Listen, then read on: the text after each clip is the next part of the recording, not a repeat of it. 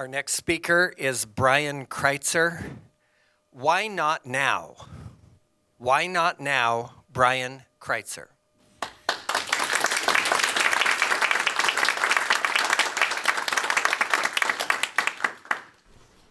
In 2002, I made a decision that changed my life.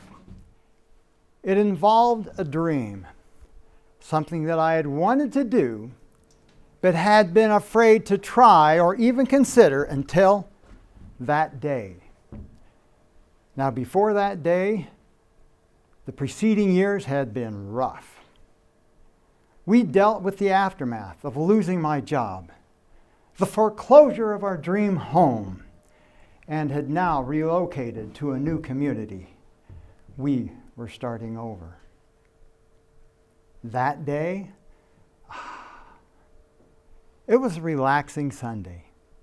I was reading in the newspaper, and what I read caused an uneasy, sick feeling in the pit of my stomach. I'd always wanted to run a marathon.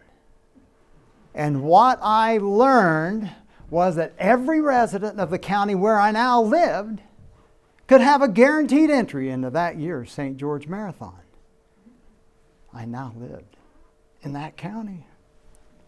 Another reason for that uneasy feeling was during those difficult years, I had gone a fitness journey, had lost some weight, and for the first time in decades, was at a position that I could actually consider running 26.2 miles. Now a voice came out of the back of my head and said, "Brian, is now the time?" Another voice said, "What are you thinking of? Are you crazy?"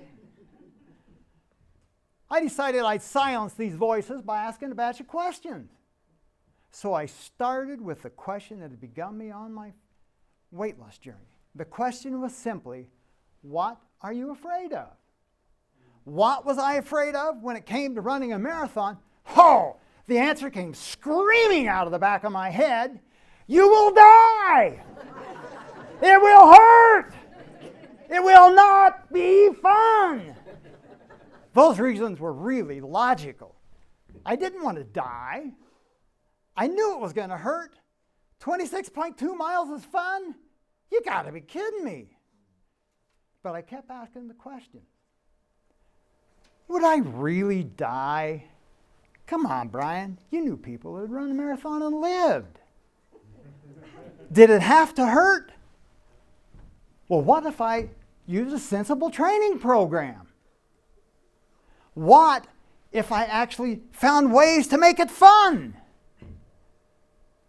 When the self-questioning was over, I had come to the realization that if I was going to run a marathon, there was only one way to do it.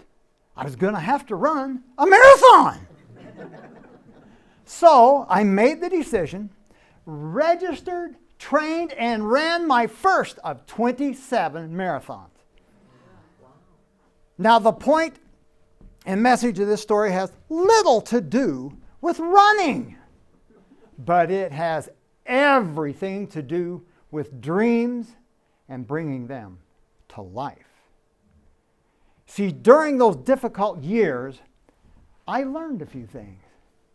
One is that if you're going to get through the mess of life, sometimes you got to have something to work for. You've got to have a why. It's got to be more than just existing. Sometimes you've got to analyze those reasons behind why you're not living your dream. Ask yourself, why not? Is now the time? How could I? Positive questions that will lead you somewhere. You know, dreams have a way of giving you motivation. They have a way of taking you places that you'd never been, of allowing you to become who you were destined to be. Your dream is unique to you. Your dream has been given to you, and we all have them. It's your gift to give to the rest of the world. Think about that. You see, my dream to run a single marathon soon grew. It took me places that I'd never thought. For example, Boston. That was a goal for me shortly after my first marathon. There is nothing quite like making the turn onto Boylston Street, seeing the finish line up ahead, hearing the roar of the crowd. A memory to live, a place I'd never gone if I had not struggled and tried to live my dream. Not all of that dream was fun and pleasant. It took me 12 years to run a qualifying time for the Boston Marathon, during which time I grew. I also developed an appreciation for my wife, who for 12 years watched me struggle and cross the finish line discouraged and disappointed and failed, and yet she loved me anyway. That is a priceless memory. Running Boston also brought the yes moment when I finally ran that qualifying time on a course that my wife suggested that I run. You see, I'm here to tell you that in this world today, there is room for more hope. There's room for more struggles. There's room for more yes moments in your life. There is room for your dream. I would simply ask, why not now? Mr. Chair.